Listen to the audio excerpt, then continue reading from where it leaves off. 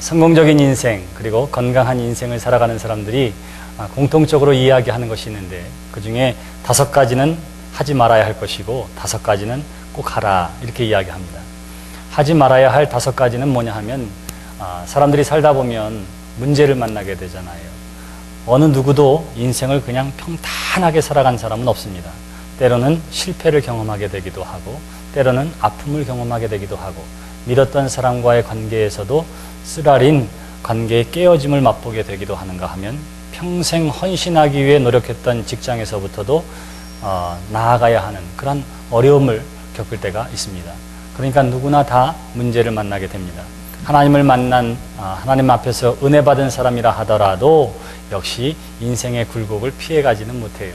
성경에 나와 있는 모든 사람들을 바라보면 아브라함도 마찬가지였고, 또 모세도, 다윗도, 베드로도, 바울도 인생에서 늘 굴곡 있는 삶을 살게 됩니다.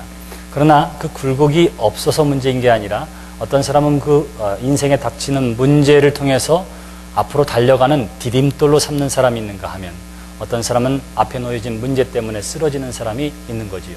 그래서 성공적으로 건강한 인생을 산 사람들이 이야기하기를 이 5가지는 피해야 한다, 이렇게 이야기해요. 그 첫 번째가 뭐냐 하면, 문제를 만났을 때에 원망하지 말아라 하는 것입니다. 우리는 문제를 만나면 제일 먼저 어떻게 하느냐면 이유를 찾지요. 그 대상을 찾습니다. 누구 때문에 이렇게 됐는지, 뭐 때문에 이렇게 됐는지, 그리고는 그것에 대해서 원망합니다. 그것도 저것도 안 되면 조상 탓하지요.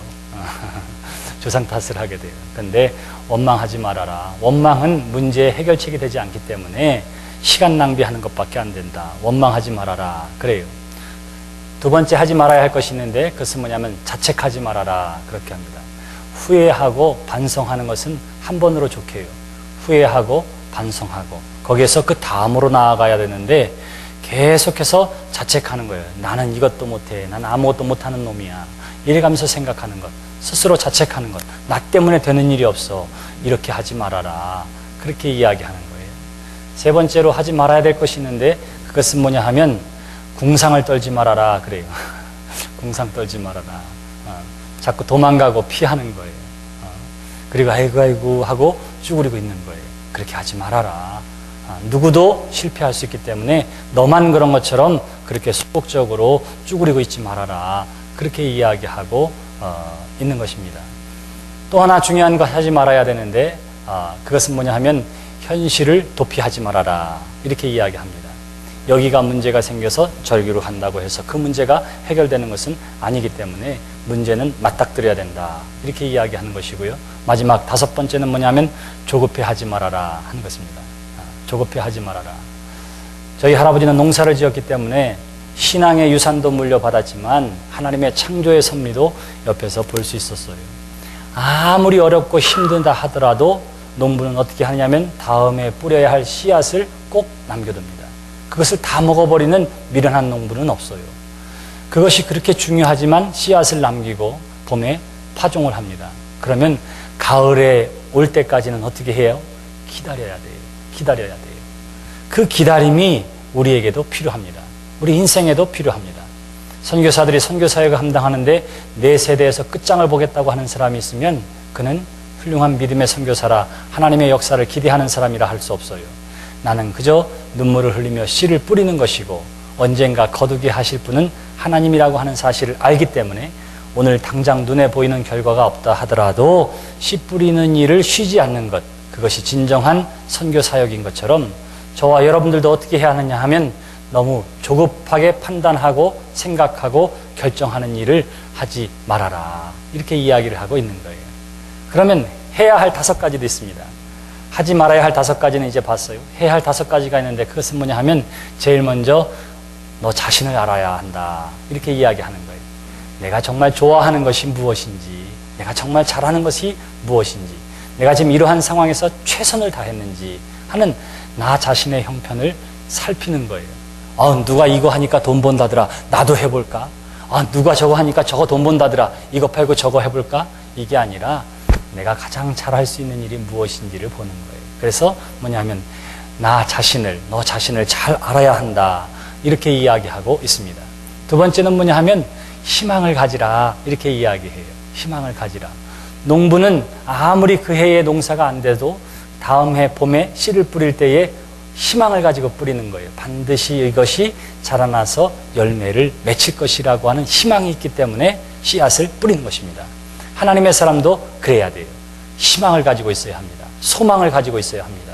미래에 대한 소망, 미래에 대한 희망을 잃어버리지 말아라 하는 거예요.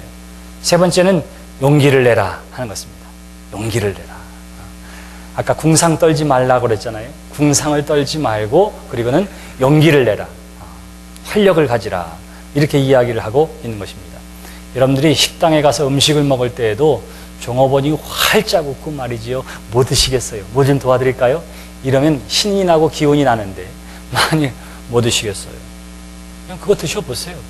이런 식으로 이야기하면 아마 그 식당 다시 가고 싶지 않을 거예요. 제가 스타벅스 커피를 좋아한 이유가 있었습니다. 근데 그것이 뭐냐 하면 갔더니 얼마나 활력 있게 젊은이들이 일하는지 몰라요. 밝은 모습으로. 커피 맛도 모르는 저가 그냥 그 밝은 모습을 보기 위해서 저 뉴저지에 있을 때 늘 그 반젠노블에 있는 스타벅스를 간 기억이 있습니다. 커피를 마시지 않아도 활력 있는 사람들을 보니까 기운이 났고 그리고 희망이 생기더라고요. 희망을 가지라 이렇게 이야기하고 있습니다. 또 하나 중요한 것이 있는데 그것은 뭐냐면 두려워하지 말아라 하는 거예요. 두려워하지 말아라. 희망을 가지는 사람은 두려워하지 않습니다. 그리고 담대하게 희망을 가지고 소망을 가지고 일할 수 있는 것이고요. 또 중요한 것이 있는데 책을 읽으라 그래요. 책을 읽으라. 이 안에 여러 사람들의 경험된 이야기들이 많이 있기 때문에 많은 책을 좀 읽으라 이렇게 이야기하고 또 마지막으로 중요한 것이 있는데 그것은 뭐냐면 책을 읽을 뿐만 아니라 이 책 속에서 되어진 일들 속에 성공을 상상하고 그리고 행동하라 이렇게 조언을 하더라고요. 성공한 나의 모습을 생각하고 그리고 상상하면서 행동하는 거예요. 마라토너가 42.19km 26과 4분의 1마일을 2시간 반 보통 사람은 6시간 정도 달려요. 6시간 정도 달리는데 이 사람이 무엇을 생각하면서 달릴까요? 무엇을? 아무 생각 없이 달리기도 하지만 내가 그 완주했을 때의 그 기쁨, 마라톤을 완주했을 때의 그 기쁨, 그것을 상상하면서 달리는 거예요. 상상하면서 달리는 거예요. 그랬을 때 어떻게 하냐면 그 길을 다 갈 수가 있는 거예요. 여러분들이 이와 같이 성공적이고 그리고 건강한 인생에 필요한 5가지 해야 하지 말 것들 그리고 가져야 할 것들을 여러분들의 삶 속에 적용시키게 되기를 바랍니다. 근데 이 많은 것들 제가 지금 10가지를 이야기했는데 10가지가 다 기억나세요? 근데 성경은 우리에게 이렇게 복잡하게 이야기하지 않아요. 성공적인 삶, 복된 믿음의 삶의 가장 아름다운 데에는 아주 단순한 진리를 우리에게 가르쳐주고 있습니다.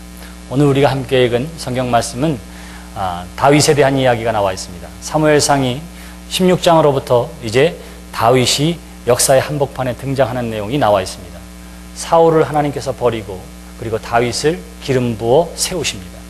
다윗이 기름 부음 받았을 때에 젊은 나이였고 목동이었습니다. 처음에는 어떻게 하느냐면 그렇게 기름 부음을 받고 초창기에는 아마 사울 왕 밑에서 관료로 일했던 것 같아요. 그것이 17장의 내용입니다. 그렇게 일을 하다가 어떤 일이 있었느냐 하면 블레셋과의 전투에서 우리가 잘 아는 골리앗 장군 앞에서 이스라엘 백성들이 모욕과 수치를 당하게 됩니다. 그때에 형 도시락 배달하러 갔다가 이것을 보고는 다윗이 나아가서 돌팔매질을 통해서 이 골리앗 장군을 쓰러뜨리는 거예요. 온 백성들이 다 두려워 떨고 정의 군대도 두려워 떠는데 거기에 한 소년 다윗이 나가가지고는 그 골리앗 장군을 쓰러뜨린 것입니다. 무엇으로? 예수의 이름으로, 하나님의 이름으로, 그 믿음으로 나아가서 그 일을 한 거예요. 그 전쟁터에서 이 광경을 보던 사람들도 다 기뻐했습니다. 백성들도 이 소식을 알고는 다 기뻐하는 거예요. 그래서 사람들이 이야기해요. 사울이 죽인 자는 천천히고 다윗이 죽인 자는 만만이라 그렇게 이야기하는 거예요. 누가 질투했을까요? 사울이 질투하는 거예요. 내가 한 나라의 왕인데 저 녀석이 나가서 나라를 구한 것까진 좋았는데 모든 영광을 사람들이 누구에게 돌려요? 다윗에게 돌리는 거예요. 그러니까 사울이 속상해하고 기분 나빠합니다.